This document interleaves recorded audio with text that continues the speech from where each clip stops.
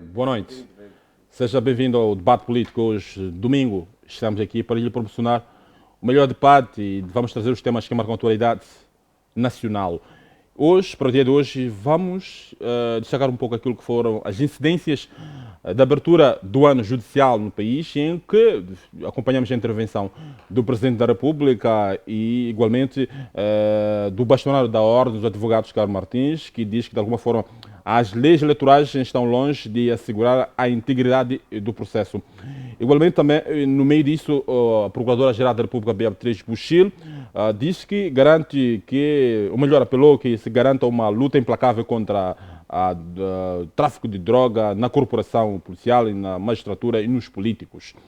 Depois vamos falar um pouco sobre a questão daquilo que é o posicionamento, os erros na biografia de João Quixissano, em manuais da 10ª classe. Mais uma vez destampa-se a questão dos erros nos livros e uma situação que vai levantar debate na sociedade moçambicana, tendo em conta a questão do processo todo está que de alguma forma acompanha a elaboração dos manuais e que circulamos um pouco, não só os manuais da 10ª classe, mas também há manuais da 6ª classe Salvo Erro, que acompanhamos tantos erros e é uma situação que merece uma reflexão aqui no debate político do dia de hoje para entendermos um pouco a situação que está a acontecer na educação, porque de alguma forma isso vai influenciar negativamente no processo do ensino no país.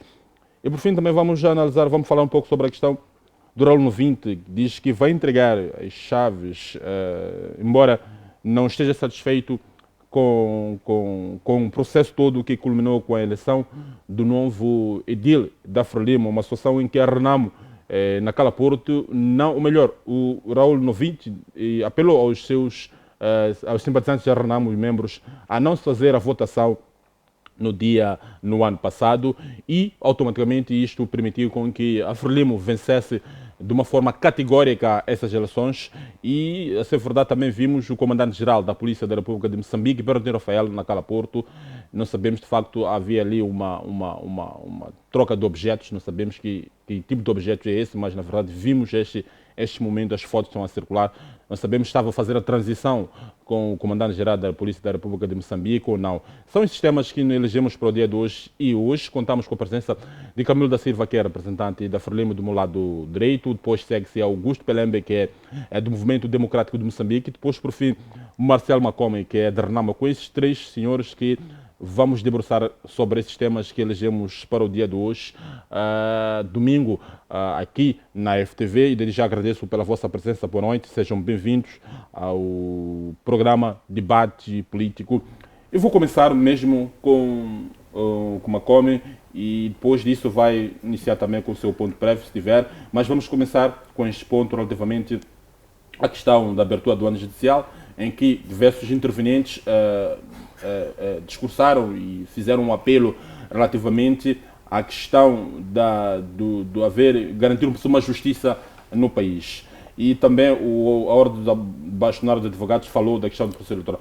Mas uma das coisas que me chamou a atenção nesta abertura do ano judicial é que o Presidente da República pediu a maior independência dos tribunais e de alguma forma está a apelar aos tribunais que eles devem exercer as suas atividades numa maior transparência. Mas circulamos um pouco aquilo que é o processo eleitoral também. Vamos acompanhar aqui os tribunais também, naquilo que é a opinião pública, não funcionaram de forma independente no exercício das suas funções. A entrevista que concedeu, por exemplo, o presidente do juiz disse de forma clara que os juízes, na época eleitoral, sofreram pressão. Não se sabe se algumas decisões foram tomadas, é de facto um reflexo do processo eleitoral, mas há um debate todo de que os juízes, de alguma forma, sem existir, por exemplo, os poderes, o Presidente da República ser a figura que nomeia altas figuras de administração da justiça, de alguma forma, essa é a opinião que é partilhada na opinião pública, de que de alguma forma isso pode de alguma forma minar aquilo que se chama justiça no país. E vamos refletir sobre isso. Camilo, a reflexão sobre a questão desses pontos que estão a ser colocados, o ano judicial, diversos intervenientes estiveram lá, com destaque para o alto magistrado da nação, que é Filipe Nunes, que apelou a transparência ou que o juiz intervenha de forma independente no exercício da sua função. A sua análise em relação a esse discurso. Muito boa noite, Mário, boa noite, colegas de painel, Macomi, bem-vindo Macomi, Pelembe, boa noite, caros telespectadores que nos acompanham dos diversos pontos deste país. Prontos, para iniciar, primeiro ia fazer aqui uma parte, mais uma vez, Mário, Nguenha, eu era da opinião que caí no teu computador, pusesse um painel sob a nossa disposição com nomes, estás constantemente a enganar os nomes, então, mais uma vez estou a dizer... Camilo da Silva. Mas disseste Macomi primeiro. Ah, tá bom. Então, pões assim à disposição um papel, uma cábula para poderes perceber quem é quem aqui no painel. E depois ia começar com os meus pontos prévios. Primeiro ia falar de uma coisa que até falámos, curiosamente falámos na semana passada, que é a questão da intervenção e do posicionamento das Forças de Defesa e Segurança em Cabo Delgado, que estão a fazer um trabalho de excelência, apesar dos pesares, e mostramos aqui no programa passado quais eram os pesares. A questão da guerrilha é uma questão muito difícil de poder estancar, mas estão a fazer todos os esforços para poder trazer uma tranquilidade naquela província nortenha do país, e isso mostrou-se depois dos ataques da semana passada. Houve um desempenho das Forças de Defesa e Segurança no sentido de perseguir aqueles que estão a criar essa destabilidade social na província nortenha do país, e viu-se os resultados em que as forças se posicionaram em algumas, digamos, bases provisórias destes terroristas. E o segundo ponto prévio meu era a questão de voltar a solidarizar-me com os professores, com esta classe, digamos, uma classe privilegiada, uma classe pelo qual nós devemos todo o respeito, porque cada um de nós passou pelas mãos desta classe, independentemente de se somos ou não,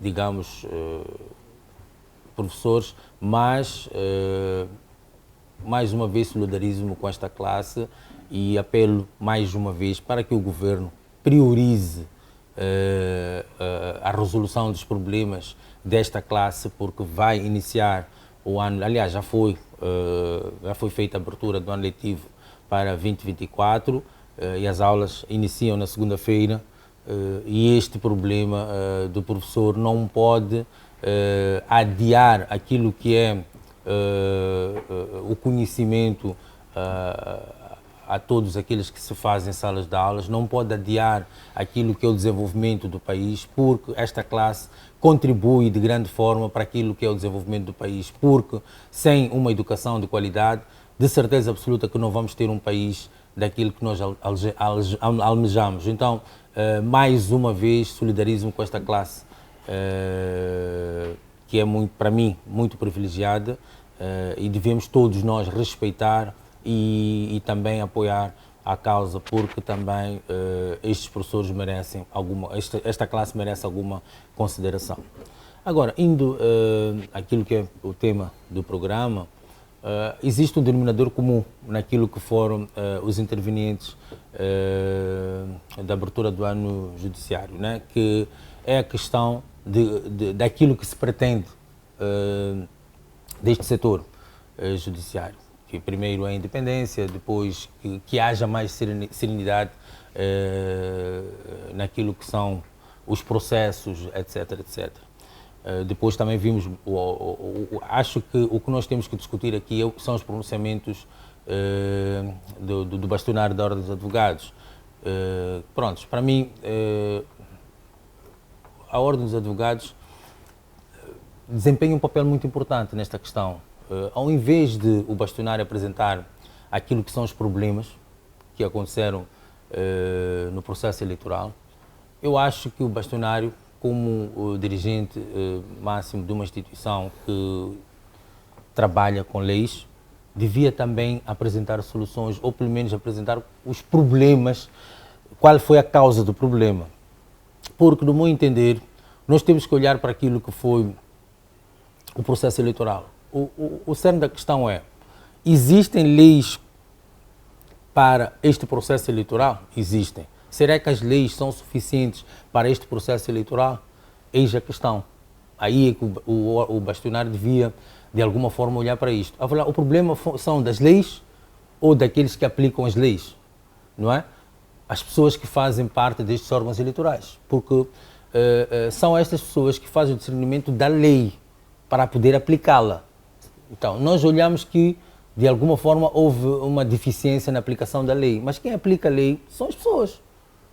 Então, aí já entra um outro interveniente, um outro agente, que é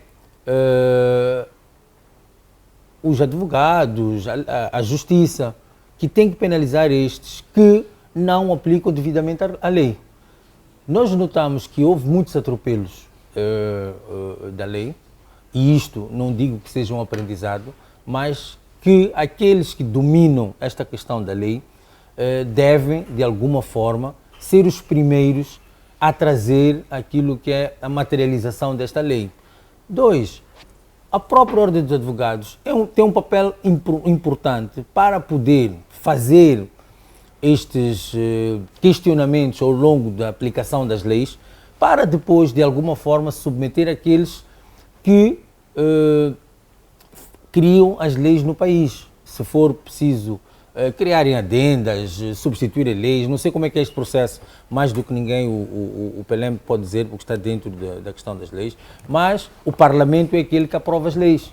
Então, tem que haver, de alguma forma, pessoas ou instituições como a Ordem dos Advogados que estejam atentos a estes atropelos para ver se o problema é daquele que aplica a lei ou se o problema é a lacuna na própria lei. Se houver alguma lacuna na própria lei que sustenta esta questão do coisa, deve, de alguma forma, fazer-se, não sei como se diz, é contraditório, como é que se diz quando é para rever a lei, ou é rever a lei, não é? Sim. Para rever a lei ou para fazer uma adenda, não sei, para poder acomodar aquilo que são os problemas que se identificaram ao longo do processo, neste caso processo eleitoral, mais propriamente dito, porque é o ponto onde ele tocou. Então, para mim, eu acho que sim, temos que olhar para esta questão com muita... esta questão dos processos eleitorais, se não são céleres, temos que olhar se este modelo adotado é o mais eficaz, se não, se o problema não é das leis nem daquele que aplica, mudemos, digamos, aquilo que é o modelo eleitoral no país, porque, de alguma forma, estes processos, assim, conduzidos desta forma, primeiro, acabam, para aqueles que não estão dentro daquilo que são os processos eleitorais ou das leis, acabam por criar digamos, uma desconfiança nos órgãos eleitorais, e logo um descontentamento, e depois, generalizado neste caso, e depois temos aqueles que são os intervenientes dos processos eleitorais, que de alguma forma se sentem, digamos, feridos de como as leis são aplicadas ou de como os processos decorrem, e criam os problemas que nós todos acompanhamos no processo eleitoral passado. Então, se nós tivermos um processo muito conturbado, um processo muito problemático, e olhamos para os intervenientes, de alguma forma, são pessoas que, não sei se posso afirmar assim categoricamente, se tomaram partido, se atropelaram as leis, se beneficiaram-se a si mesmo face àquilo que foi a aplicabilidade da lei ou se foi abuso de poder. Tudo isto tem que ser cuidadosamente analisado, investigado com os órgãos competentes para que não hajam efetivamente outra vez este descontentamento, digamos, este mal-estar nos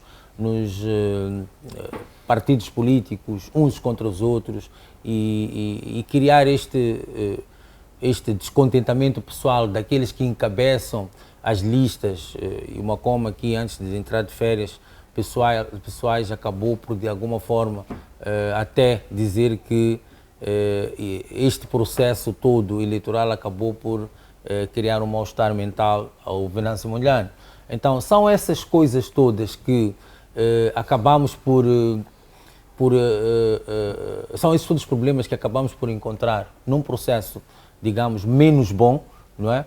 E o caminho é para frente, como nós vimos na abertura e no pronunciamento de todos que estiveram na abertura do ano judiciário, que o caminho é para frente. Temos que melhorar, temos que alterar, temos que mudar. Nós temos que olhar para aquilo que não está bom e corrigir de uma forma muito drástica, muito contundente, para que não haja mais situações desta natureza.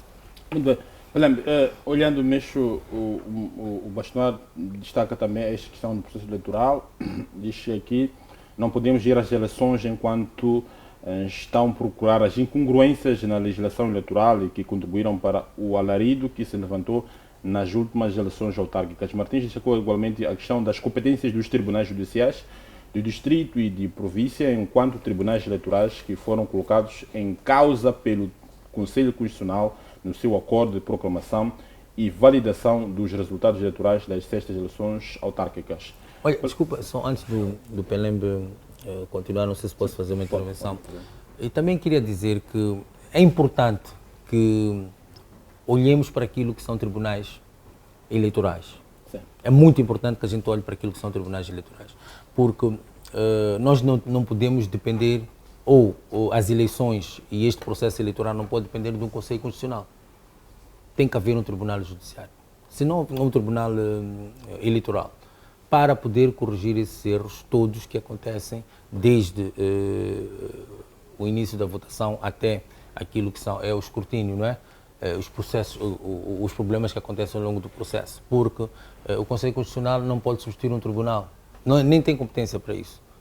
E por isso é que acabamos por encontrar uma situação menos confortável para aquilo que foi o desfecho desta eleição, porque o Conselho Constitucional acabou por deliberar, porque este órgão é a competência dele, olhar para aquilo que são os factos, não olhar para aquilo que foram os processos propriamente ditos, aquilo que são os atropelos, etc, etc. Mas parece o Conselho Constitucional, no momento eleitoral, ao exercer esse papel, age como tribunal eleitoral.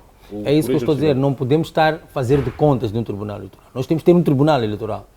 Estou a dizer que o Conselho Constitucional não pode fazer esse papel, porque o papel do Conselho Constitucional é outro, não de um tribunal eleitoral. É só este reparo, este parênteses que eu queria abrir. Muito bem, Pelembe, indo concretamente a este ponto, vimos um processo eleitoral meio confuso, permita-me usar esse termo, em que uns juízes tomavam uma decisão e a mesma decisão não era cumprida por algumas pessoas.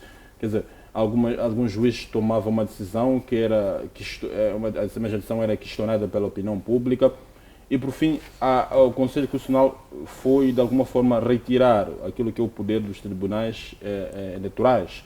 É uma situação que levantou um debate jurídico. Alguns professores da Faculdade de Direito entendiam que não, se existe a primeira instância, se existe o Conselho, a questão de existir a primeira instância é que esses problemas todos levam-nos a crer que a existência, a pertinência dos tribunais eleitorais e que eles têm a autonomia de poderem atuar neste processo eleitoral. Eles não podem servir de um simples mensageiro. Se é assim, então não devem existir.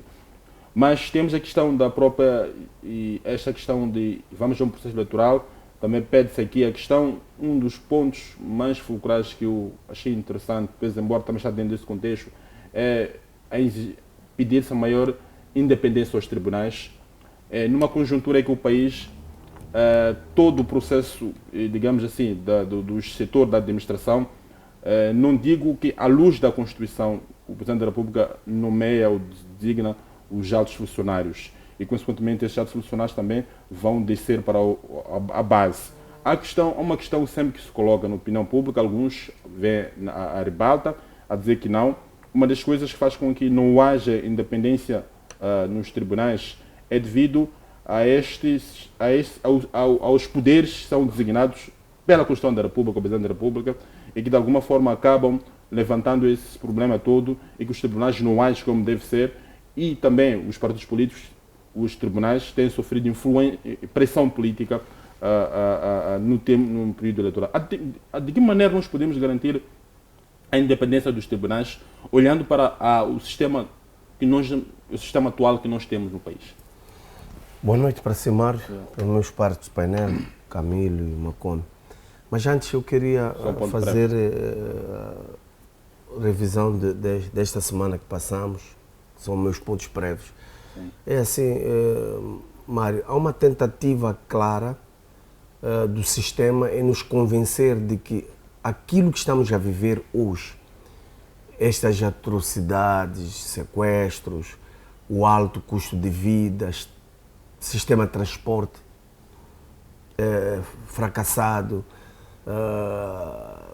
as estradas, o sistema de saúde, de educação também, é o normal, é o modus vivendi de uma sociedade. E há uma luta muito grande de nos fazer perceber isso.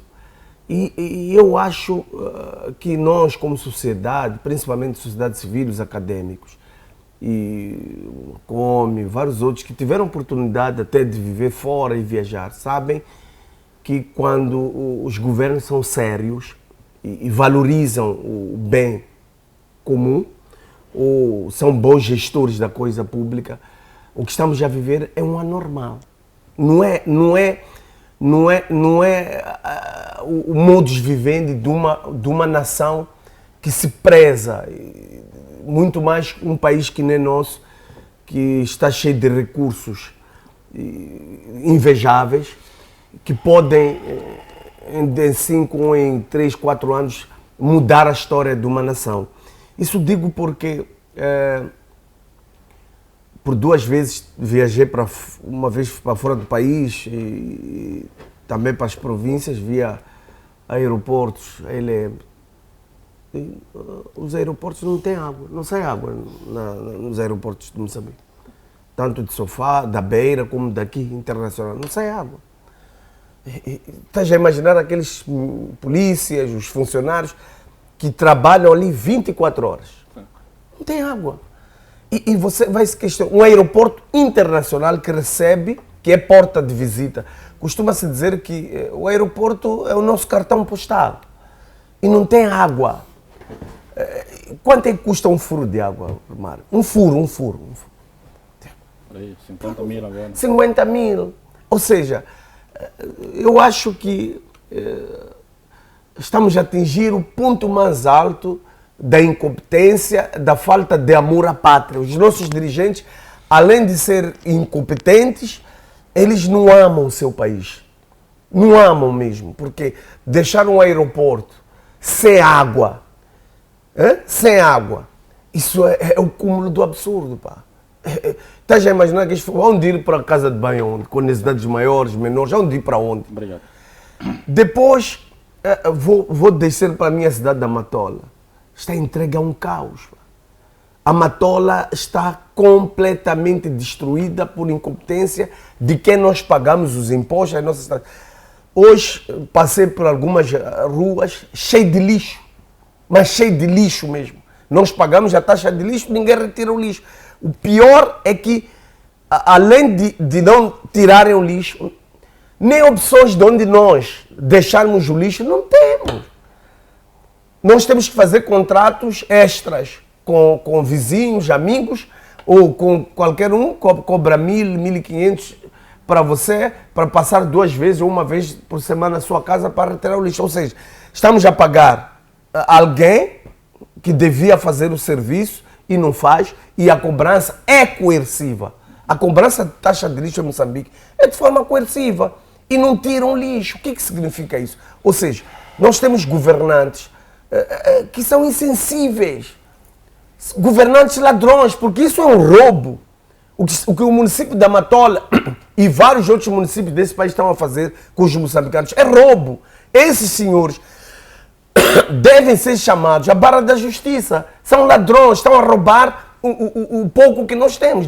Era melhor deixarem conosco para eu pagar um gajo e fazer buraco, covas na zona e meter o lixo, do que ir pagar alguém que vai comprar um carro de 10 milhões, vai construir uma casa para sua amante, vai viajar para as Europas, construir. Então, isso dói, isso é uma situação muito dolorosa. Mas também quero parabenizar algumas pessoas de boa fé, principalmente na Matola, na República. Eu chamo Kobe, quilômetro 15 de República, porque parece bairros fora do alcance da governação, do sistema, do partido do Camilo, porque nós do quilômetro 15 do Kobe estamos entregues a Deus dará. Mas tem pessoas de boa fé, vou mencionar alguns nomes, o Amba, o seu Quito, o seu Mari Dixon e vários outros, que com meios próprios mesmo, estamos a colocar arenas, ruas, estamos a fazer valetas, com meios próprios. Estão de parabéns mesmo, mas meus parabéns a todos aqueles que com meios próprios fazem esforço para que a Matola continue como está, no mínimo do jeito que está. Mas também há um senhor que eu quero, não conheço, só para terminar mesmo, não conheço dali do T3, eu até sou da oposição, mas se o sujeito se candidatasse, eu era capaz de votar no sujeito. Eu acho que chama-se Bila, um que construiu ruas ali, com meios próprios. Há cidadãos de boa fé, com meios próprios, construiu ruas, até valetas, que o município deveria apenas manter. Mas nem isso. Então, eu quero parabenizar, chama-se Bila, não conheço, um dia queria ter a oportunidade de conhecer e lhe apertar a mão. São pessoas dessas que devem governar o país, não sapateiros que a gente anda a colocar aí na governação para nos criarem problemas gravíssimos. Agora, olhando para a situação que coloca sobre a abertura do ano judicial, eu honestamente, Mário, chego à conclusão que a nossa justiça está podre, mas podre mesmo. Nós estamos a ser governados por um sistema podre, porque estamos a portas das próximas eleições e vamos com uma legislação com os mesmos problemas que enfrentamos na última eleição. E não há vontade política para inverter essa situação. Não faz sentido. Morreram muitas pessoas, foram destruídas várias infraestruturas, há pessoas que foram detidas, ficaram privadas do seu direito, foram colocadas, vamos ser governados por pessoas que nós, como povo, não os queremos, mas somos impostos por causa de uma legislação ou de um sistema que foi criado exatamente para beneficiar a um grupo de assassinos, a um grupo de delinquentes, a um grupo que quer abocanhar e destruir este país. Veja só,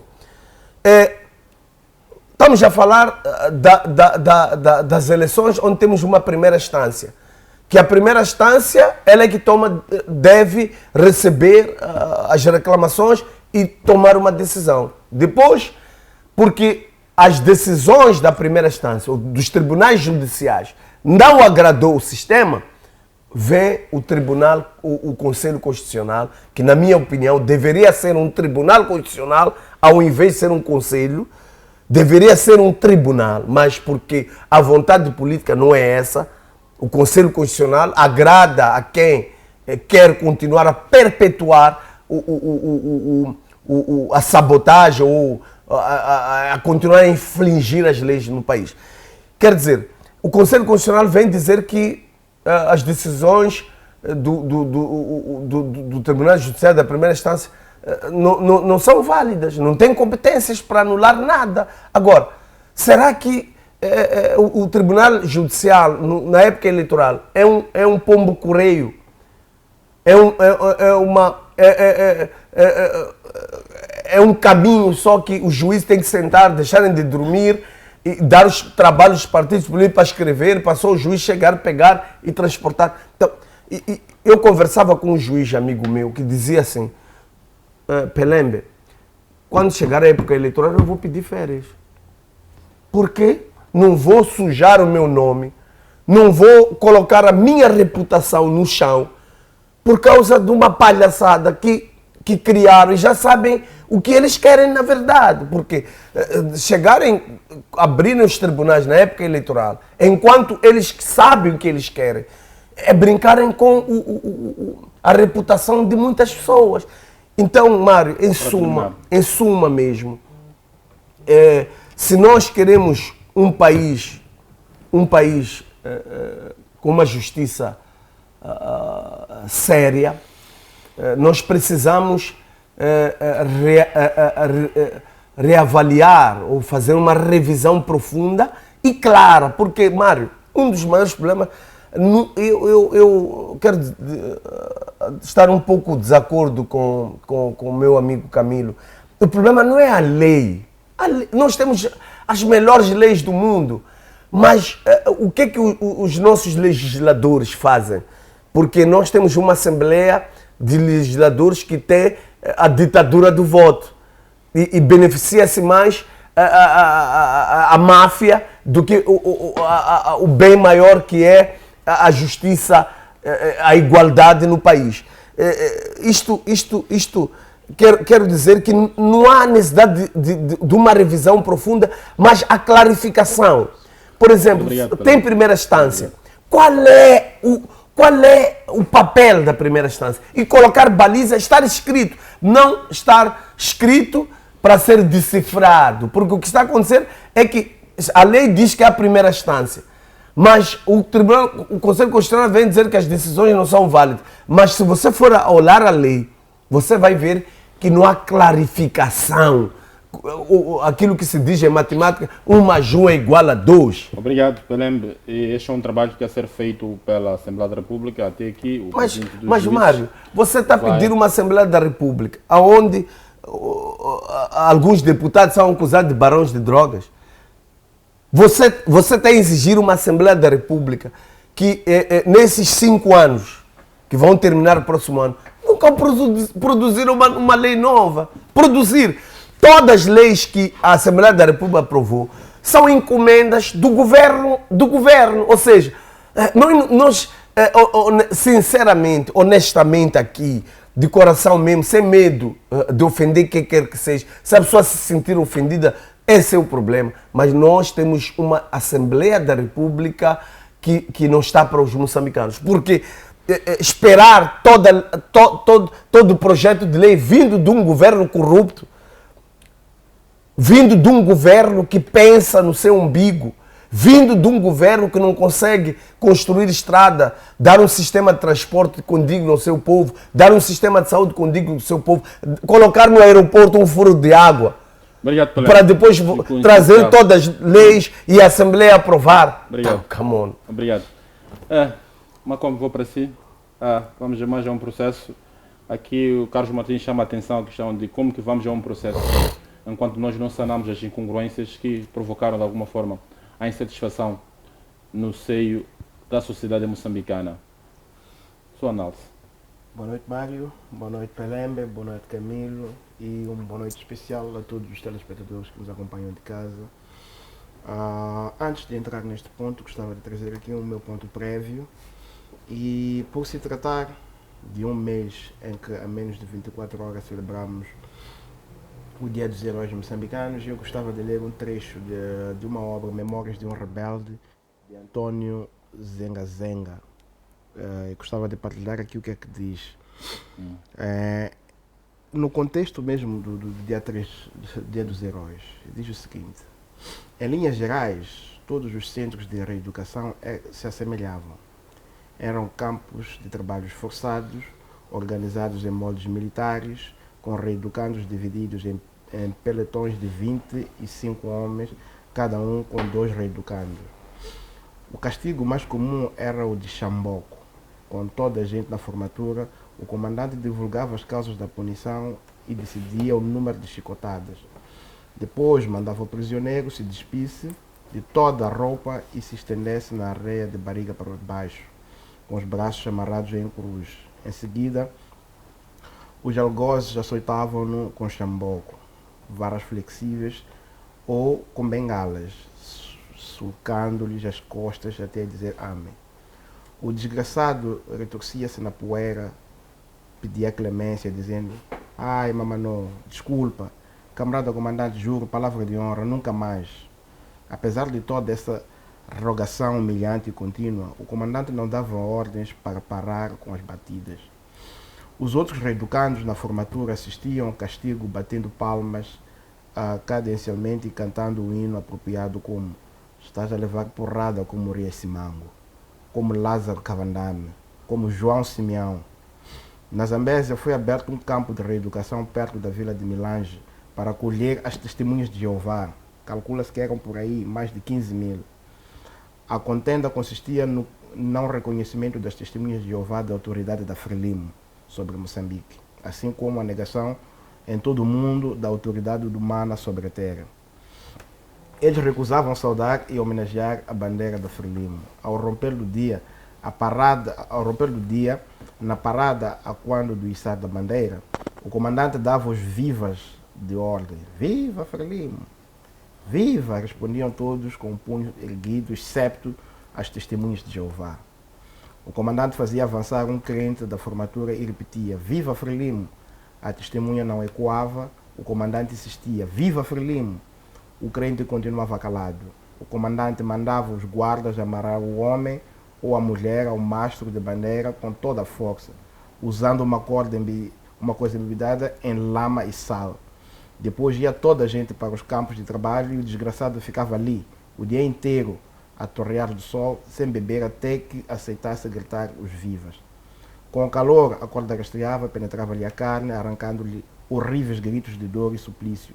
Enquanto não gritasse "viva", o reeducando não era solto. No dia seguinte, o comandante escolheu uma outra vítima e o ritual continuava.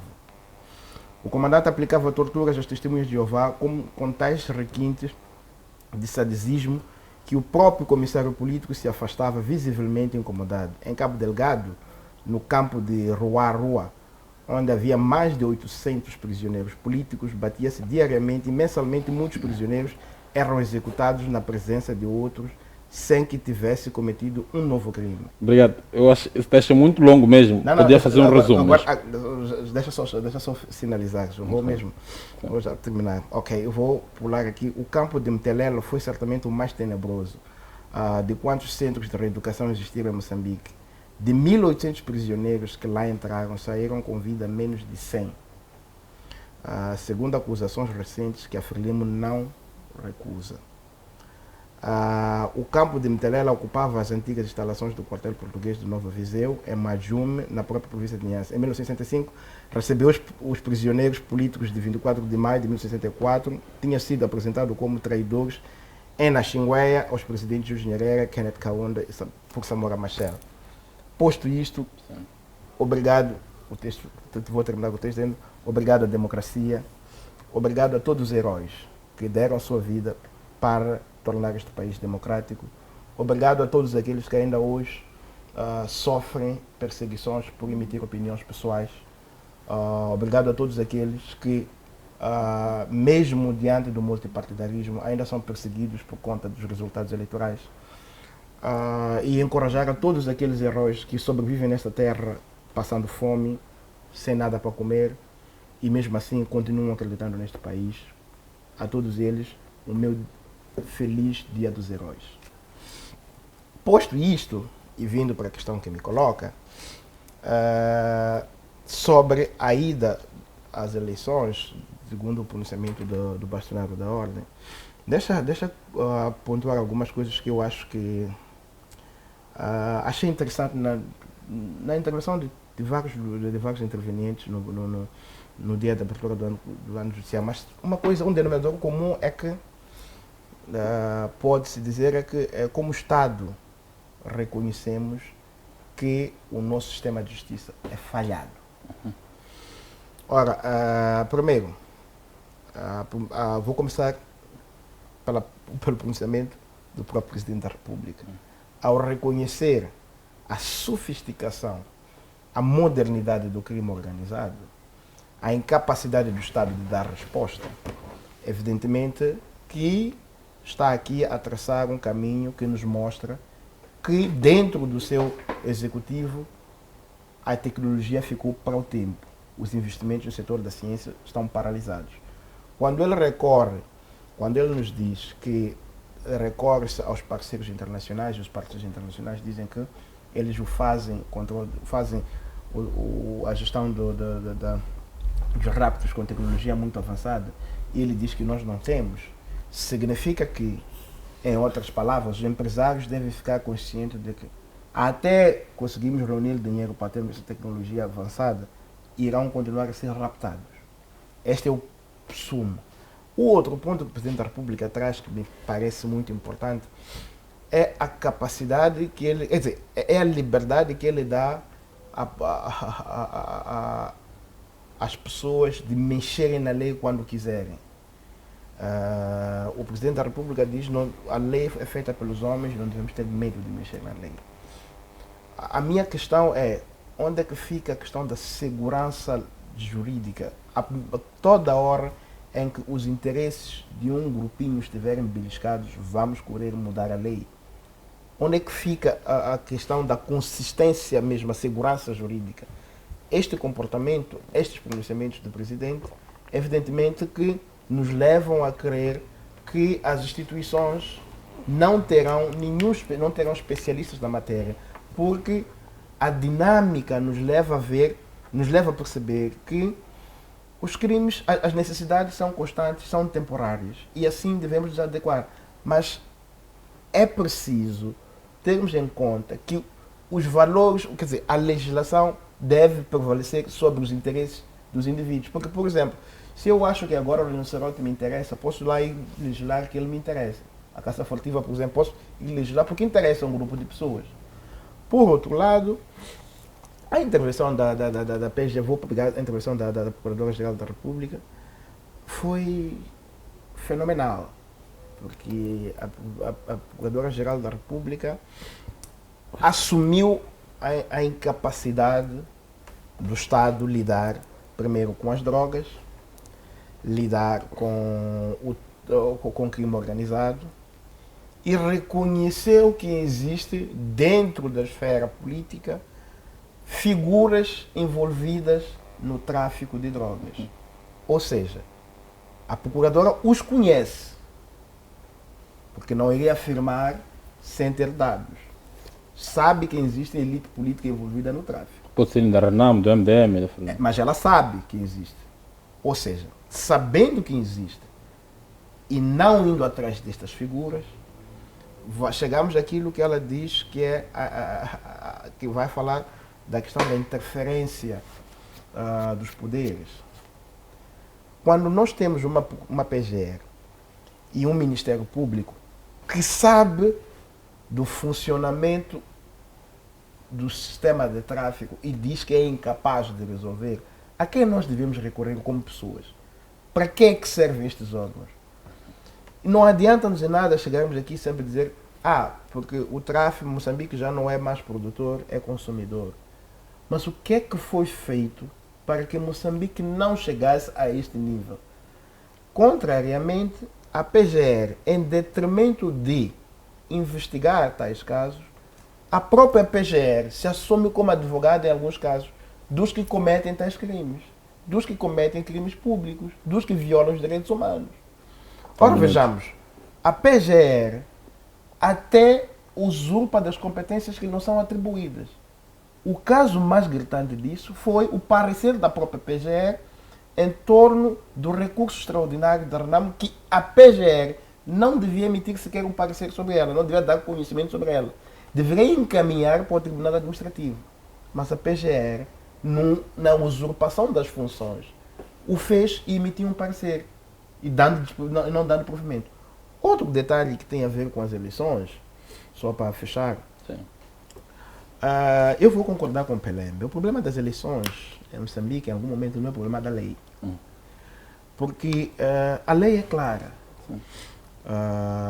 Vamos ver o que são ilícitos, o que não são ilícitos, como é que o processo de apuramento deve ser feito, com que material deve ser feito, como é que a votação deve ser feita, qual é o lugar da polícia no processo, qual é o lugar dos partidos políticos no processo.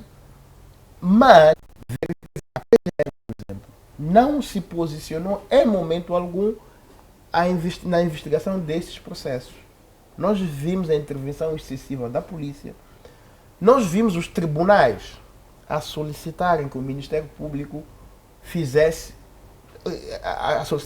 a demonstrar que houve processos de crimes, houve indícios de crimes, e solicitavam ao Ministério Público para que o Ministério Público desse uma investigação e desse seguimento do processo.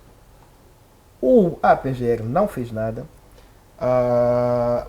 os tribunais ficaram assim e simplesmente continuamos com esta fragilidade que nós estamos a dizer que é o problema da lei. O problema não é da lei. O problema está nos poderes excessivos em que o Presidente da República tem, de tal maneira que consegue interferir nos órgãos de justiça. Porque se o Presidente da República não tivesse tais poderes, e se nós respeitássemos primeiro a legislação, não teríamos visto aquilo que o Conselho Constitucional fez, total desrespeito aos tribunais judiciais. Nós vimos um total desrespeito, uma arrogância do Conselho Constitucional baseada no vazio, em politiquices, em acordos mais de advocacia política em detrimento da advocacia do direito vigente no país. Então, é preciso que a gente se concentre naquilo que é essencial. Por mais que a gente faça uma revisão, 1001 revisões da lei a partir de hoje até o dia da votação. Enquanto os inimigos da democracia, aqueles que sempre perseguiram, os que pensam diferente, tiverem interesses neste processo, sempre irão perseguir e interferir contra todos aqueles que têm boa vontade neste país. Obrigado. Macom, relativamente a este ponto, é a dizer que de alguma forma o poder excessivo do Presidente da República pode de alguma forma interferir naquilo que é o funcionamento da justiça no Moçambique, dando como exemplo a questão da homologação dos resultados por parte do Conselho Constitucional, em que parte da opinião pública não se, de alguma forma, contestou ou não se viu aqueles resultados com algum desagrado. Agora já vamos partir para o segundo tema. Vamos... Mas desculpa, Mário. Uma forma muito rápida pela declaração. Eu apenas cingi-me na altura dos meus comentários da justiça no âmbito eleitoral. Talvez porque vivo mais na vida política, mas também é interessante analisar a justiça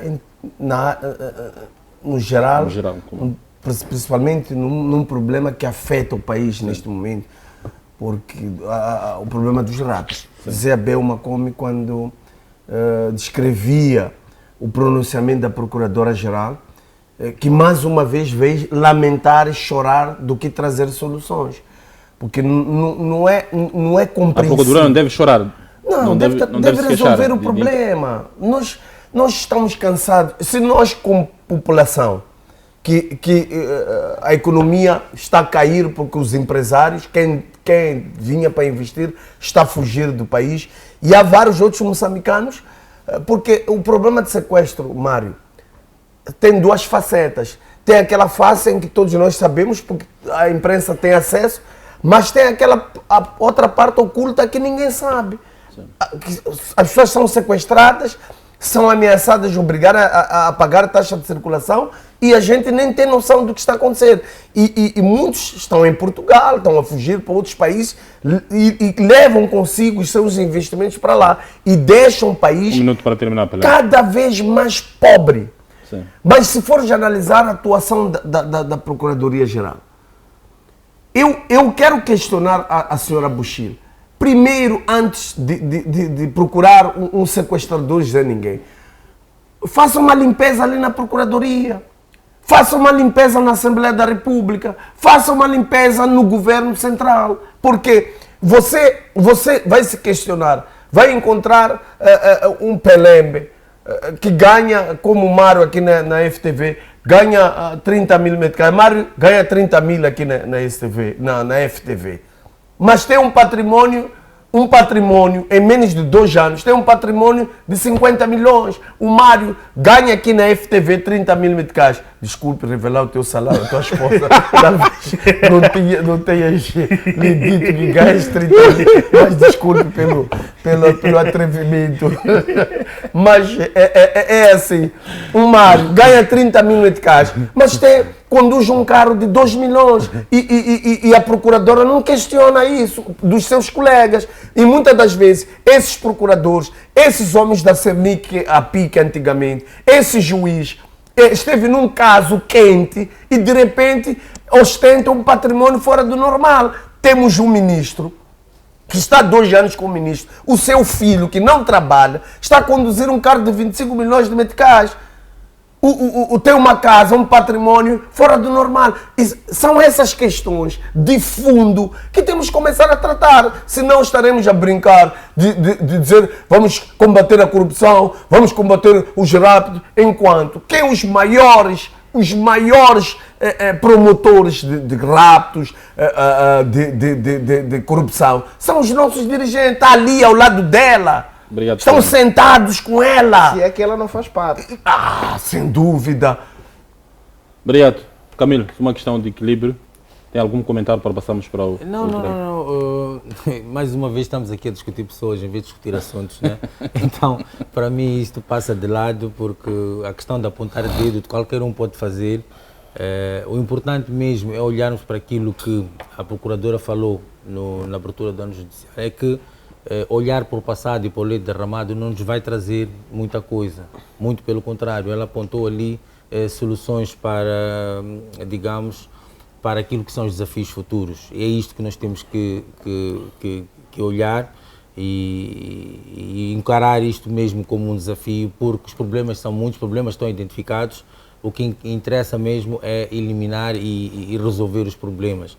A questão dos raptos é uma questão muito importante, muito importante mesmo de se De uma forma resolver. rápida, na sua ótica, o governo está preocupado em resolver os problemas dos raptos? Pelo que eu percebi nos pronunciamentos dos intervenientes, principalmente aqueles que fazem parte do governo, por isso é que eu falei que é um denominador comum, Sim. é que estão a olhar para o futuro. E depois destas críticas todas, mesmo aqui no programa pela oposição, e as lamentações no cômputo geral, estes dirigentes olharam para isso e estão a encarar estes assuntos como um desafio. É isso que nós temos que olhar e ter credibilidade, porque nós só podemos criticar naquilo que é o posicionamento de hoje se o desempenho for contrário. Agora, olharmos para aquilo que é o posicionamento de hoje e fazemos uma crítica face àquilo que foram assuntos passados, de certeza absoluta que não nos vai trazer nenhum ganho, não vai nos trazer nada. Muito pelo contrário. Não, nós, como fazedores de opinião pública, temos de ser os primeiros a dar uma credibilidade àqueles que se desafiam a eliminar esses males que assolam a nossa sociedade.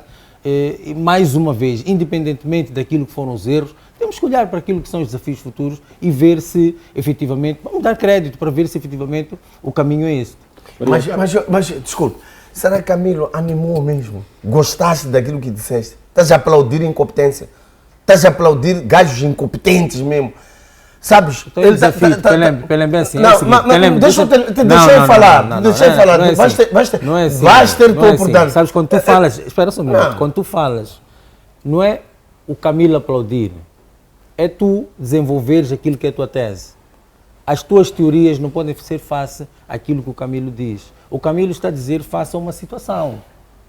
Você olha para a situação e fala. Então, posso continuar? Exatamente. Sabes, nós criticamos e demos nossa opinião como solução.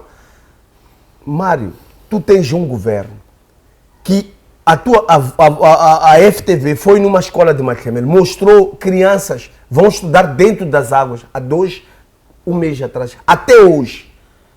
Não há solução. Os caras vão estar lá. Está aqui o aeroporto, não tem água. Passa ali os governantes a viajar, o ministro a viajar, e não resolvem. Tem sala VIP. Sabes, um gato escaldado com água quente tem medo de água fria. Não vale a pena estarmos aqui a dizer que não, são promessas, vão resolver. Este governo da Frelimo é um governo que veio para sabotar a vida dos moçambicanos. Sabes, dói quando tu viajas para fora de outros países que nem ouro não tem, nem gás não tem, nem a nossa areia, temos areias pesadas, tudo aqui é riqueza, a terra é riqueza, tudo. Tem países que isso não existe, Mário. mas tem um sistema de transporte invejável, tem um sistema de saúde invejável.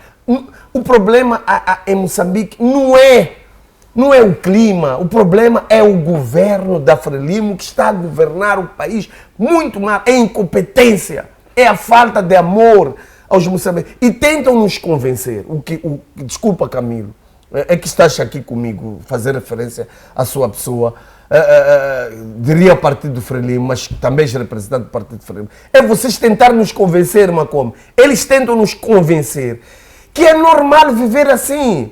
E canha, e pega, e chove, e cocandindazi, matinho, é normal, é maneira de viver. Não é assim. Você sai um pouco da cidade de Maputo, você sente que as pessoas estão a sofrer. Sabes o que aconteceu no meu bairro? Sabe qual é o fenômeno que está a acontecer hoje no meu bairro? Só para terminar, Pelém, não. Estava a se roubar panela no fogo, meu irmão. Obrigado. Camilo, Pelém. no quilômetro 15, estava a roubar panela no fogo. Fome. Fome, meu irmão. Dá para rir, mas eu acho para que chorar. eu acho que Já o ficou Pelé... essencial. Já ficou Mário, essencial. Mário, Deixa lá passar. Panela vai ter que... Vamos lá passar. O Pelembe é dotado de uma sátira terrível. Eu acho que devemos levar o Pelembe para fazer parte do Gungu. Eu vou sugerir ao Gilberto Mendes para contratar, nem que seja por part-time, os dotes do Pelembe. Olha, Camilo, Macom. Bom, é assim, eu gostava de trazer um dado. O Camilo disse aqui que nós temos que pensar, dar confiança De forma rápida mesmo. credibilidade, Não quero me dar um tempo. credibilidade nos dirigentes e tal. Camilo, este governo só ficou com menos de um ano. 9 anos demos credibilidade a eles e nos lascamos. Hoje, nem água tem um aeroporto. Vocês querem nos convencer mesmo que temos que dar credibilidade, enquanto damos credibilidade vivemos na miséria. Estão a normalizar a miséria do povo moçambicano, a fome do povo moçambicano. É isso, vocês querem que a gente dê credibilidade, é isso. Estes órgãos de justiça que, por via desta miséria normalizada e institucionalizada, têm se envolvido em esquemas de rapto. Porque isto aqui, parece que não. Em algum momento, as pessoas talvez que estão envolvidas na parte operacional disto, são agentes da PRM porque o fazem por não ter salário. Quer dizer, nós temos que normalizar a falta de medicamentos no hospital, Camilo. É para dar crédito a pessoas que durante este tempo não conseguiram colocar um medicamento no hospital, um aluno a estudar numa sala condigna. Não conseguiram colocar... Olha, Camilo, foi neste governo que se legalizou My Love. É esta credibilidade que você quer que a gente dê a este governo? Que só tem mais, no máximo, um ano, que nem é um ano. O que é que poderá fazer neste tempo? Vamos lá assumir as responsabilidades que tivemos 2 mandatos em que regredimos mais do que desenvolvemos. Obrigado, Macom. Só para fechar. Até em termos de infraestruturas, Camilo, faça uma comparação destes 9 anos e dos 9 anos do mandato passado, para perceber exatamente onde é que nós chegamos em termos de desenvolvimento de infraestruturas. Segundo, faça um estudo pessoal da inflação, para perceber, para aquele que recebia no passado 30 mil, o que é que era e ainda continua a receber 30 mil hoje, o que é que significa hoje? Vamos lá ser um pouco...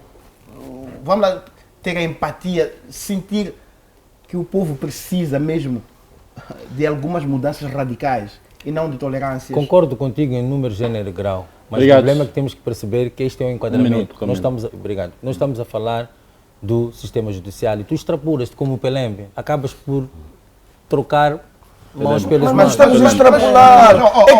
Eu estou a dizer assim, eu falei numa coisa, espera um minuto. Eles Pelembe, roubam, Pelembe, pega na desgraçam, tua mas panela, nem pega se na tua roubam panela de cadeia. fogão, pega na tua panela de fogão e aguarda, Não segura é aí, minha pô. panela, é que estão a fazer Segura-te isso aí. nos O que eu estou a bailes. tentar dizer que o meu pronunciamento foi face a um contexto.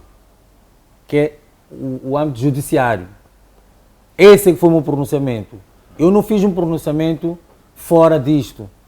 E o que você está a trazer aqui para justificar alguma coisa que quer, ou qualquer coisa que seja, é trazer, de uma forma geral, aquilo que é um processamento jurídico. Pode até ser transversal. O que estou a dizer-te a ti é faça aquilo que for o reconhecimento da PGR num contexto e dizer que o caminho é este. Por isso é que eu fiz esse pronunciamento. Vamos dar credibilidade. Todo o vamos dar informe credibilidade da procuradora fácil, é esse. Vamos dar credibilidade É fácil. lamentar, é reclamar, é chorar. Vamos Obrigado. dar credibilidade à Procuradora-Geral. Faça aquilo que ela expôs Obrigado. naquele contexto. Só foi O isso que eu ficou era só essencial. isso, reparo. Obrigado pela sua intervenção, Camilo da Silva, e para já vamos partir para o segundo tema. O tempo já nos foge. Este primeiro tema, na verdade, levantou vários pontos aqui dos painelistas. Vamos debruçar sobre os erros na biografia de João Quixissano em manuais de 10ª classe. Mais uma vez, verificamos um escândalo, erros ortográficos naquilo que é gralhas nos livros do ensino nacional. É preciso destacar que esta é a primeira vez que nós assistimos no país alguns erros nos livros, pela primeira vez desde que o país tornou-se uma república de Moçambique, e estamos a ver essa situação e vemos algumas pessoas que há um processo a decorrer nos tribunais, mas os erros continuam. A fabricação dos livros, até onde nós sabemos, obedece um processo. Obedece um processo em que há uma verificação dos livros para chegar até a autorização da impressão dos livros. É que fica claro que o conteúdo vertido naqueles manuais é aquele conteúdo mesmo que foi elaborado pelos técnicos do Ministério da Educação. Mas não sabemos o que está a acontecer, a verdade é essa. E aqui coloca-se vários aspectos. A ministra já apareceu, poucas aparições a falar deste processo, mas há uma pressão, porque isto vai refletir naquilo que é a sociedade moçambicana. O governo, o Estado, vai gastar mais dinheiro com a produção dos livros. Estamos a falar mesmo na boca do início das aulas, nas escolas nacionais. Vamos refletir um pouco em relação a isto. Há quem entende que a ministra, na verdade, deveria ter-se renunciado do seu cargo perante esses escândalos que, de alguma forma, deixa o povo moçambicano indignado. Se olharmos um pouco, só fazer um paralelismo, recentemente na França, uma ministra da Educação, ela sofreu uma pressão porque ela matriculou os seus filhos numa escola privada. Os franceses disseram que não. Se a senhora é ministra da Educação deste país, como que a senhora vai matricular o seu filho numa escola pública? Então, a ministra acabou sofrendo uma pressão da sociedade por conta disso, porque ela é ministra e ela deveria ser a primeira pessoa a ser exemplar, não colocar os seus filhos numa escola privada, assim que é, não numa escola pública, uma escola privada, assim que é. Então, aqui em Moçambique vamos vendo algumas coisas que a sociedade vai falando, mas o sistema de ensino vai deturando cada vez mais. Vou começar consigo, Macom. Os erros que estamos a viver nos livros, isto é preocupante para a sociedade moçambicana. E a ministra, das poucas vezes que aparece, fala, mas não fala algo maior, uma forma exaustiva. E que em outros países há quem entende que a ministra deveria, na verdade, ter renunciado do cargo, porque esses erros todos é um prenúncio de que ou a ministra não está a conseguir ter o controle dos próprios técnicos do Ministério, ou alguma coisa está a falhar nessa sua liderança. Bom, Mário, deixa dizer uma coisa. A ministra está a fazer o papel dela como parte de um governo que só consegue fornecer isso. Estamos aqui a falar no passado da questão da normalização da miséria, da fome. Há uma questão que é muito gritante, que é a normalização e a precarização do sistema de educação. Primeiro, não me passa da minha cabeça que estes livros não tenham passado de um crivo de um conselho de controle, de um conselho de qualidade. Sim. Ou de controle de qualidade de nível do Ministério. Se passou e eles autorizaram a impressão, significa que estes técnicos São os técnicos que resultaram daquilo que o governo do presidente Nunes foi fazendo com a educação durante este período. Foi precarizando a educação durante este período e a consequência, ainda bem que está a surgir no seu mandato. Porque costuma dizer que isso aqui se faz, aqui se paga. Se deixássemos para o futuro, iríamos dizer que é porque o outro governo. Não faz sentido com tantos profissionais que nós temos. O Ministério da Educação já foi um ministério em que mais produzia conteúdo acadêmico neste país. E com os melhores técnicos. E repara um dado, o Ministério da Educação é um dos ministérios que tem mais quadros formados dentro e fora do país. Especialistas com especialidade. Como é que deixamos passar coisas grotescas como esta? Ou isto, a precarização da educação é uma política de Estado, com nuência do Partido Frelimo, na qualidade do Presidente da República ser o Presidente do Partido Frelimo, ou é uma total anarquia que acontece no Ministério da Educação. Porque se não se trata de uma política de Estado, primeiro nós teríamos visto o Presidente da República, aquela história de dizer que estão a passar processos por aí e tal, é o politicamente correto. Nós queremos ações concretas, porque o erário público foi dizimado. E quem vai se responsabilizar? O valor que nós devíamos preocupar em comprar carteiras para os estudantes, vamos ter que investir este valor na compra, na reprodução de novo de livros. Enquanto pessoas sentaram, tomaram café, ficaram muito tempo a dizer que estavam a fazer revisão de livro. Se é uma questão de desconhecimento, o Joaquim Chissano ainda está vivo. Eu não acredito que o presidente Chissano seja tão inacessível assim, ao ponto de o Ministério da Educação querer fazer uma biografia dele e recusar-se de os receber. Mas a biografia de Joaquim Chissano também encontra-se na internet. Não, mas é que provavelmente eles queriam, dizendo que não há credibilidade no que está na internet, querendo, poderiam muito bem ter acessado. Eu sei que o presidente Chissano é uma pessoa flexível e é uma pessoa comprometida com a educação, pelo menos no histórico de sua governação, nunca assistimos casos idênticos. Então, se quisessem, ao menos que aproximassem, ou poderiam até pedir, olha, presidente Chissano, estamos a pedir, escrever sua biografia, nos mandar, só vamos colocar no livro. Com certeza o presidente Chissano teria escrito, e muito bem, porque não tem dificuldade de escrita. Então não faz sentido ter essa situação. Isto é uma política de Estado de precarização da educação, igualmente é uma política de Estado de precarização da saúde e igualmente é uma política de Estado de desemprego programado neste país. Não há outra explicação possível. Obrigado, Pelé. Vou para si o programa do Zero dos Livros. E, talvez, corrija-me se estiver errado, mas parece pela primeira vez estamos a ver muitos problemas no sistema de educação. Estamos a ver os professores a reclamar, a entrar em greve, a dizerem que não vão dar aulas, não vamos aceitar que lecionarmos alunos, mais de 50 alunos, mas o problema grave é dos erros que nós estamos a vivenciar nos livros. Uma observação, um segundo só. Talvez até estes erros sejam consequência desse problema. Obrigado. Para onde nós vamos essa educação? Sabes, Mário, quando nós tornamos a educação um negócio e que é dominado por um grupo de mafiosos. Quando falo, a educação em Moçambique tornou-se um negócio e é controlado pela máfia, o resultado é este.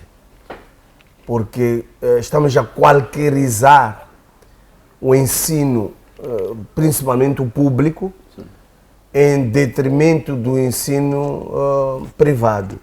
Talvez porque as nossas elites são os detentores, os que detêm a gestão do ensino privado. Por isso que qualquerizam o ensino público. Mas hoje estudar em Moçambique é muito caro mesmo. Mesmo para quem tem o seu filho numa escola pública e essa escola mal ensina, porque não é rentável ou não há resultados positivos para um professor que leciona numa sala de aula, numa turma, sem alunos. Eu não vejo um professor a ter resultados positivos para 100 alunos, uma concentração para lecionar 100 alunos. Além de dizer que os professores, se um professor está a assistir sabe disso, são obrigados a atribuir notas para quem não sabe mesmo. Mas o Ministério não reconhece isso, que haja esta recomendação. Essa é uma das razões que me deixam claro que a intenção deste governo da Frelimo não é criar um Estado, não ama o futuro, não ama o país, porque quem ama o seu país, o investimento no Ministério da Educação é tão forte, porque há uma noção de que um país só desenvolve com uma educação com qualidade. Então, quando tu obrigas os professores a fazerem passar uma criança que não sabe ler nem escrever, chega até 10ª, até a universidade, sem saber redigir, fazer uma redação, escrever. Então, isso é grave. Mas você, no fundo, consegues compreender que é intencional. Quando eu falava de estudar ser caro, é que até no ensino privado, é investir em cima da água, porque estamos a investir para os nossos filhos estudar numa escola privada que tu pagas 5, 10, 8, 15 para ir ler um livro que está escrito que Joaquim Chissano, que nasceu em 39, nasceu em 59, aliás, 69, e foi ministro em 75, com 6 anos de idade. Não sei se estás a perceber.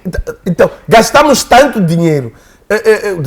Os pais deixam de comer um bom frango, comprar uma televisão, passear, viver uma vida condigna, para investir nos seus filhos, para ir na escola, para estudar. O Joaquim Chissano, que nasceu em 69, é primeiro-ministro da transição em 64, com 6 anos de idade. Então, é só para perceberes o tipo de governantes que nós temos. E o mais caricato, o mais incrível, o cúmulo do absurdo, é que a atual ministra da Educação, com tantas irregularidades, tantos problemas, ainda continua ministra.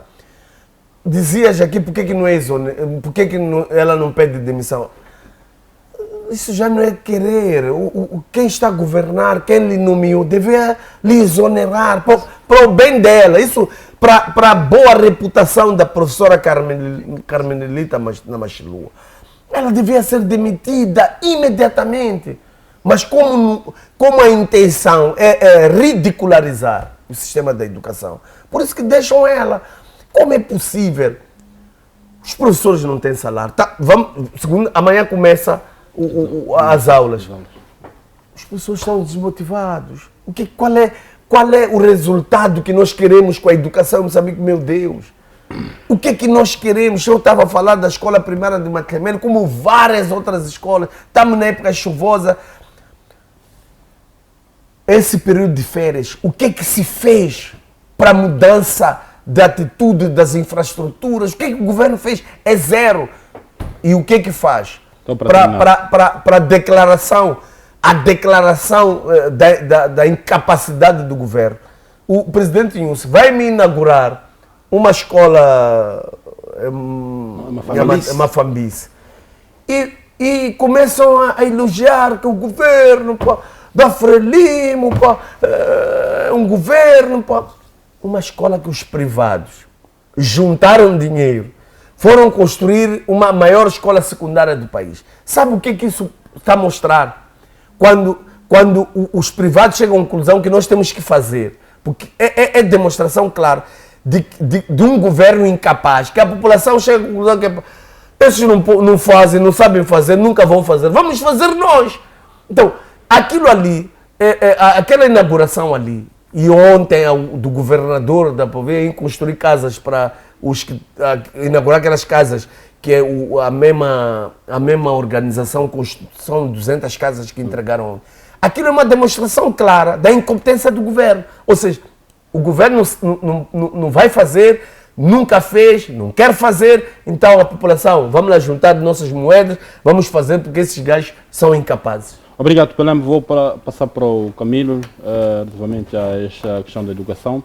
E também temos visto várias ações populares, principalmente na zona centro do país. Acompanhamos vários exemplos. Há um advogado que acabou criando acho que acabou se movendo um processo que acho que acabou construindo uma pequena ponte em uma das zonas aí. E temos visto isso é bom também, os moçambicanos possam ajudar as autoridades em algumas coisas. Camilo, a educação como ela está a acontecer, estamos a ver essa questão, vamos assumir que o problema dos professores, o problema nos livros, o problema da própria falta da educação. Um relatório do CIP publicado ano passado diz que o terrorismo em Cabo Delgado houve desvio da aplicação. A maior parte do dinheiro que tinha que ir para a educação foi para o combate ao terrorismo. E de alguma forma isso também influencia negativamente naquilo que é a qualidade do ensino. Mas olhando para esses erros nos livros, erros básicos, que na produção dos livros há um acompanhamento total para a produção dos livros, e mesmo assim os livros são impressos com erros. O que está a falhar dentro do Ministério da Educação? Há uma ideia a ser levantada que provavelmente podem existir pessoas que estão a sabotar o presidente News. Eu já ouvi em alguns setores que podem existir pessoas que estão a sabotar o presidente News dentro do Ministério da Educação, mas também tem lá a ministra foi nomeada pelo presidente da República, que é uma figura política, que ela tem autonomia de poder fazer movimentação dos seus quadros e colocar pessoas da sua confiança, se for o caso. O que está a falhar para que nós tenhamos livros com esses problemas, fora outros problemas que nós temos da educação? Bom, nós podemos levantar várias hipóteses que podem suscitar estes erros, esta deterioridade, depreciação no próprio sistema de ensino. Mas o mais grave é tu manteres uma empresa, uma instituição no país que desde 2022 está a trazer erros para aquilo que é um setor, uma área muito sensível, que é a educação. Por que nós temos que continuar com esta empresa em Moçambique a editar livros se, pelo aquilo que eu li dos pronunciamentos de quem dirige esta instituição, que produz os livros, é pedir desculpas e fazer uma errata? Não é tão simples assim. Não. Porque o livro escolar é, digamos, uma ferramenta crucial para o aprendizado. Uma vírgula fora do lugar, de alguma forma, contribui para que os objetivos daquilo que estão traçados em termos de educação sejam desviados. Então, se nós continuamos com erros sucessivos desde 2022 e esta empresa acha que vindo pedir desculpas sucessivas seja suficiente para, digamos, resolver ou pelo menos, porque nós vamos produzir uma errata, não sei o quê, e ainda o cúmulo da coisa é que diz que não recebeu nenhum ofício do Ministério da Educação em relação àquilo que são os erros que estavam no livro. Agora, o outro lado da moeda é que o próprio Ministério, a partir daquilo que eu sou porta-voz, reconhece o erro e diz que vão criar condições para que isso seja retificado. Para mim, o mais caricato é que esta instituição tem poder. A primeira coisa que tinha que se fazer é retirar este livro de circulação. Um comunicado, o livro saia das prateleiras, porque ele diz que não tem competência para tirar os livros da prateleira. Como não tem competência? Como é que o Ministério não tem competência para fazer isto? Estamos a passar certificado de idiotas. Mas não faz sentido que alguém apareça na imprensa dizer que representa o Ministério. Diz que não tem competência para retirada do livro. Quer dizer, a questão que estou a perceber é que vamos empurrando com a barriga os erros até encontrar uma solução. Porque a solução é retirar os livros, não é manter os livros à venda para o professor retificar aquele trecho errado na sala de aulas. Sim. Não faz sentido isso. O que eu percebi do porta-voz do Ministério da Educação É que ele está a dizer que não tem competência, mas os livros estão na prateleira, compra quem quiser e está detectado o erro. Na sala de aulas o professor vai dizer, ali onde está 39, ponham 69. Ali onde é a escola, já nem sei como é que é a escola no tempo colonial, aquele nome da escola, não é, não sei o que é. Tá. E a vida está andando. Vão trazer biografia originais, vão imprimir, vão oferecer a cada estudante quando chegar naquela página. Quer dizer, não faz sentido isso. Isso não faz sentido. Então, para mim, o erro não é só de quem dirige ou de quem tinha que fazer, digamos, a correção dos textos do livro. Ainda é mais grave. É que tu estás a continuar com uma instituição que imprime os livros, que não está preocupado com a revisão do livro, está preocupado com a impressão, porque a impressão é igual a cifras gramaticais. Isto é que está explícito neste processo, principalmente agora, nesta questão do livro da 10ª classe. É que estas empresas que vêm para Moçambique vêm tirar oportunidade de quem tem uma gráfica, que é moçambicano de gênero, e que tem, se calhar, muita vontade de produzir e pode contratar alguém de verdade para fazer uma revisão de um texto, de um livro, do que estar preocupado primeiro com cifras. Mas, Camilo, só uma questão. Aonde fica a responsabilidade do Ministério da Educação? Porque, de acordo com a lei, salvo o melhor entendimento, o Ministério da Educação tem por lei fazer a última revisão. Ele que aprova. Existe uma comissão. E o que está a falhar para que esses livros saiam? Aí está o problema, é que não há responsabilização neste país. Este país não há responsabilização. Nós tivemos um erro do livro da 6ª classe há tão bem pouco tempo. Está o processo na PGR, isso não é um processo da PGR. As coisas estão ali, estão claras. De que é a responsabilidade é do Camilo. Camilo, desculpa, você não tem condições para continuar a estar neste setor. Para o bem, e quem deve fazer não faz exatamente, não há responsabilização. É isto que nós temos que gritar aqui nestas televisões. E não havendo responsabilidade do Ministério, qual deve ser o papel do Presidente? O Presidente da República, nem o Presidente começa pelo Primeiro-Ministro. Okay. Começa com o Primeiro-Ministro, que é o chefe do governo. Porque isto incomoda. É transversal isto. Se não é o governo, existe alguma instituição de justiça que pode, de alguma forma, intervir nesta questão, porque isto acaba por minar um setor crucial. Nós já temos deficiências na educação. Com este tipo de coisas, já não é deficiência, é morte do Sistema Nacional de Educação. Nós estamos a assassinar o Sistema Nacional de Educação com este tipo de erros e perpetuar que empresas como esta, da Texto Editor, se não me engano, salvo erro, se estiver errado, retifico aqui e peço desculpa se estiver errado, mas não sei se é Texto Editor, não sei se deixa-me ver aqui no telefone para não ter que levantar.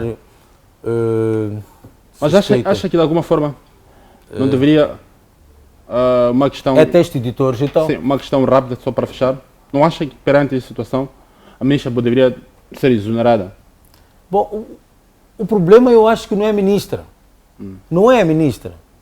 Se for para ser exonerado, que seja uma estrutura inteira. Nós não podemos apontar o dedo da ministra, porque existe uma estrutura.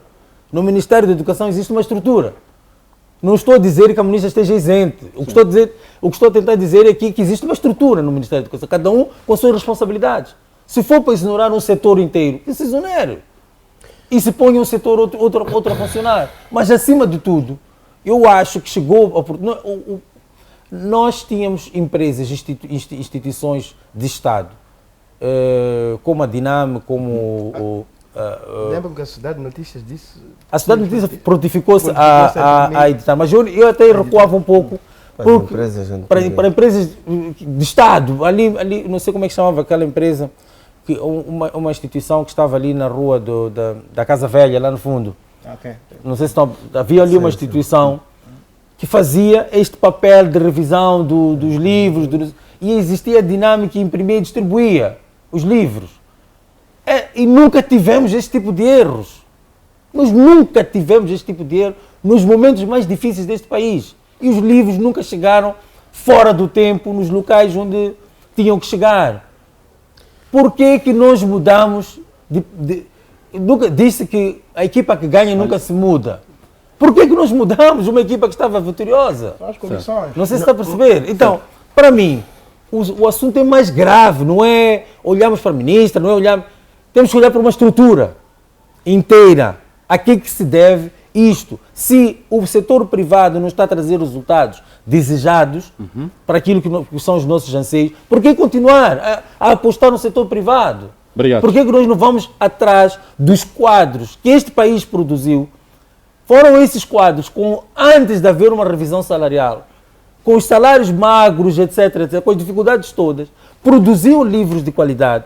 Podiam não ter a qualidade, digamos, de impressão que existe hoje, sim. mas os livros de qualidade em termos de conteúdo. Isso é que para mim é o mais importante. Sim. Não é você escrever numa folha de caqui ou escrever numa folha de papel gloss que o conhecimento muda. O que interessa é o conteúdo que está naquele coisa. Então, para mim, o assunto Obrigado. é mais grave, Mário. Nós temos que olhar, porque costuma-se dizer que a gente pode estar aqui a fazer uma coceira num sítio, Sim. a pensar que o problema ou saiu a ferida aqui, enquanto o problema pode ser um cancro. Sim. Está a perceber? Não é a feridinha, vamos pôr mercurocromio, etc., álcool para curar ferida, e o problema não é ferida. Obrigado, já ser pressão do realizador é mais grave ainda. Sim. Mas eu quero clarificar uma situação. É assim. É 1 minuto e meio. Desculpe, Camilo. É assim. Mas pedi muitas desculpas. É assim. Elege-se o Presidente da República e ele nomeia o seu governo. E os ministros são indicados para um ministério, eles também nomeiam ou escolhem os seus diretores, fazem a sua equipe de trabalho. Sim. Nós, quando exigimos a demissão da ministra ou a exoneração, é porque quem nomeou ela é o Presidente da República. Sim. E ela nomeou os seus diretores. Sim. Agora, se as coisas não estão a andar, ela deve retirar aquelas pessoas que ela colocou ali. Mas o mais incrível de tudo isso, Mário, se fosse você a cometer uma asneira aqui, já estarias a Cernic, até a FTV, estaria ali a te entrevistar. Saiu o porta-voz dizendo, não, as pessoas estão na procuradoria. Parece um caso leve, parece que as pessoas estão lá, ainda continuam a oferecer salários, com carros do Estado, a passear a sua classe, a rir da nossa cara. Mas nós não estamos a ter noção do quão grave. Sabes, hipotecar o futuro de um país. Esses senhores estão a destruir o sistema de educação de um país, de uma nação.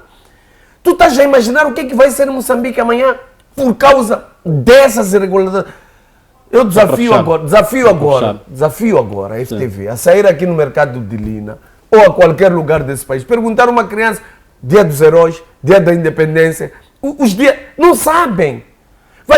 Tivemos um professor que fingiu demência para cantar hino nacional. Obrigado, Fingiu demência. Fingir demência. Começaram. Porque lhe perguntaram, canta lá hino nacional. Então, mas deixa eu desabafar mesmo. Não, Camilo, eu gostei da sua frieza e sinceridade, responsabilização. Esses senhores que estão na não precisa procurar, vão para a cadeia. E eu desafio a olhar para a vida deles, todos aqueles que estão a dizer que são envolvidos. Vai ver o patrimônio deles, essas falhas, essas erratas. Beneficiaram, comeram dinheiro dos livros, devem ser investigados o patrimônio deles. Obrigado, Pelé. Meu realizador, eu sei que mesmo está mesmo a reclamar de tempo. Vou pedir mesmo 6 minutos, 2 minutos, só para fechar o último tema.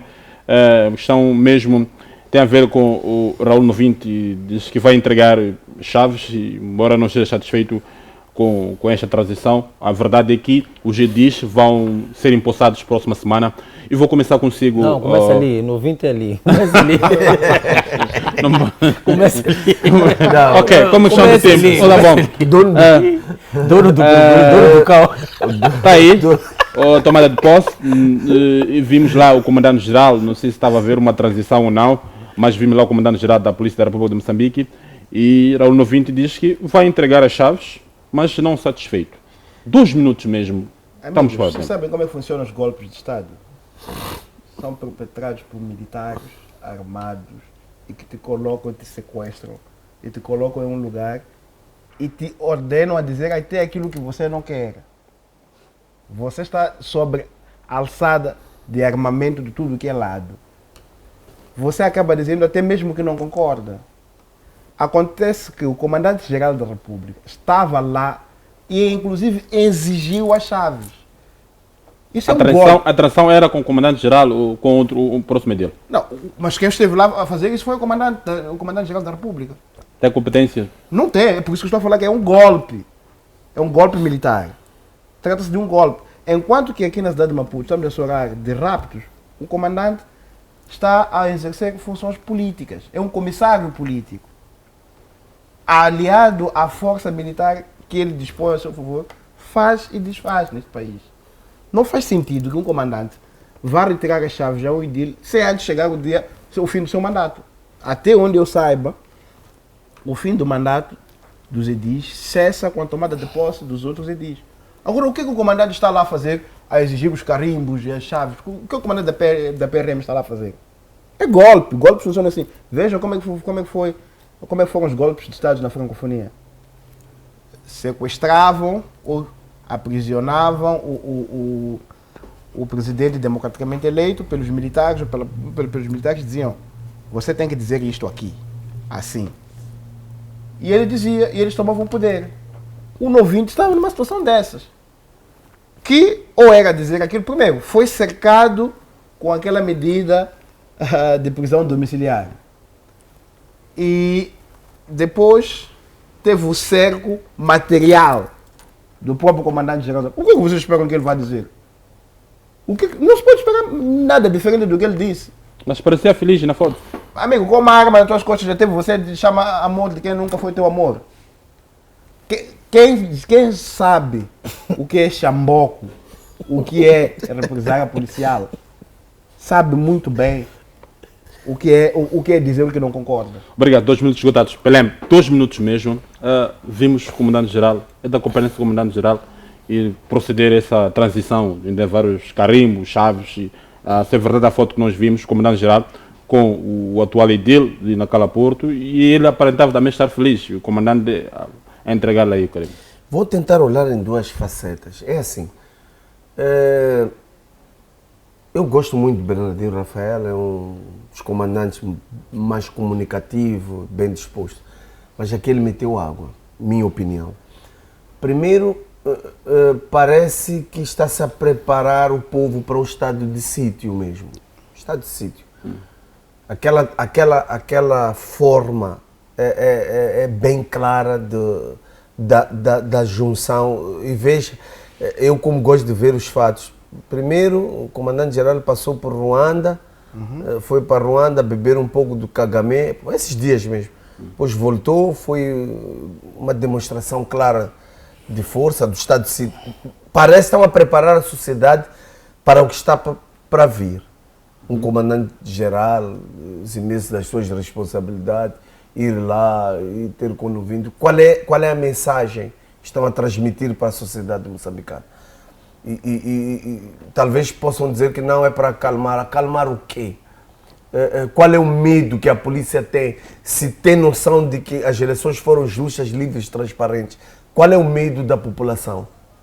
Eu acho que não é justo.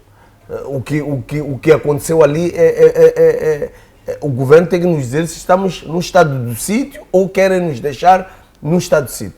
Também parece que está a se cumprir aquele projeto do delfim do presidente Inhusse, de estar a preparar alguém para a sua sucessão nas internas do Partido Frelimo, que é preparar o Bernardino Rafael para continuar com um regime que está a colocar o país em tangas. Porque se for já olhar a atuação desses dias do governo do Filipe Jacinto Inhusse, está a ser um passo de copy daquilo que é a atuação de Kagame em Ruanda, com a diferença de Kagame além de ser ditadura, mas tem uma parte que é resolver os problemas básicos do seu povo. Obrigado. Ao contrário do que o News está a fazer em Moçambique. Obrigado, Camilo da Silva. A sua análise em relação a este episódio, vimos o Comandante-Geral, será da competência do Comandante-Geral e recolher os carimbos e outros objetos do uso do Presidente no exercício das suas funções? E será que o que está a dizer o Macom faz ou não sentido que o Presidente, um edil, só cessa quando o outro toma posse e ele que entrega, na verdade, o carimbo? Pode não querer, mas existirá alguém que vai proceder com essa entrega. Não entregar um Comandante-Geral da Polícia da República de Moçambique. Bom, nós temos que perceber também dois prismas das coisas. 2 minutos.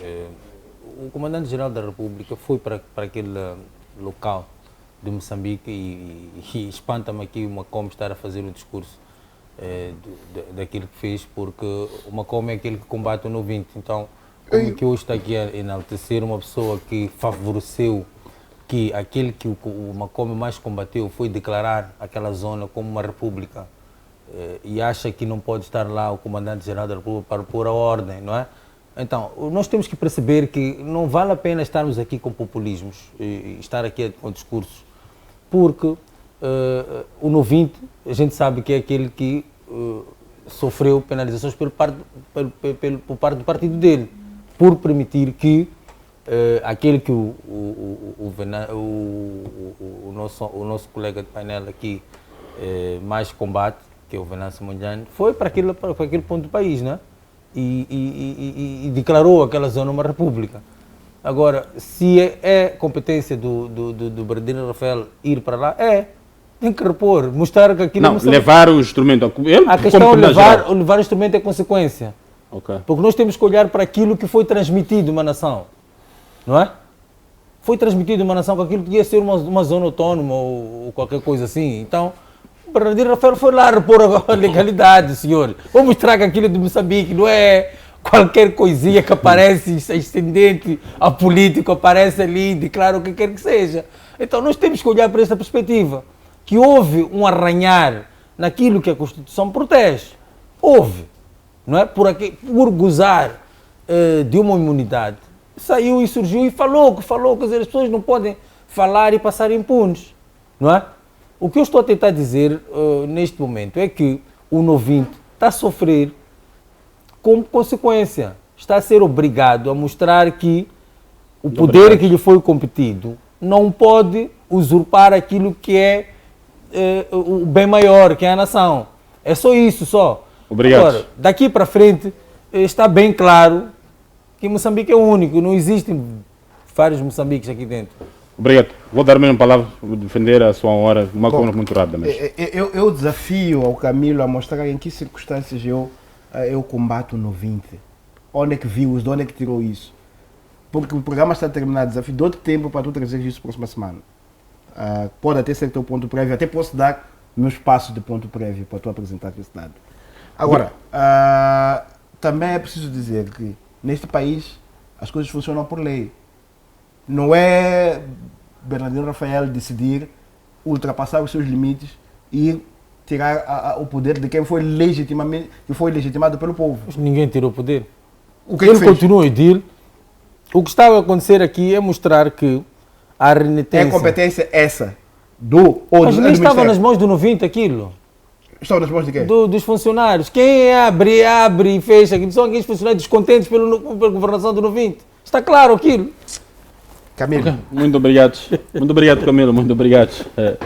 A única coisa que está clara é que nós estamos numa ditadura. Pela vossa presença aí. Desta forma colocamos o ponto final da presente edição, com a promessa de voltarmos na próxima semana com mais temas que marcam a atualidade nacional. E a todos que nos acompanharam, uma feliz noite, assim que é, e até o próximo domingo, com outros temas que marcam a atualidade nacional, com os mesmos painelistas aqui na FTV, no debate político. Boa noite, até a próxima.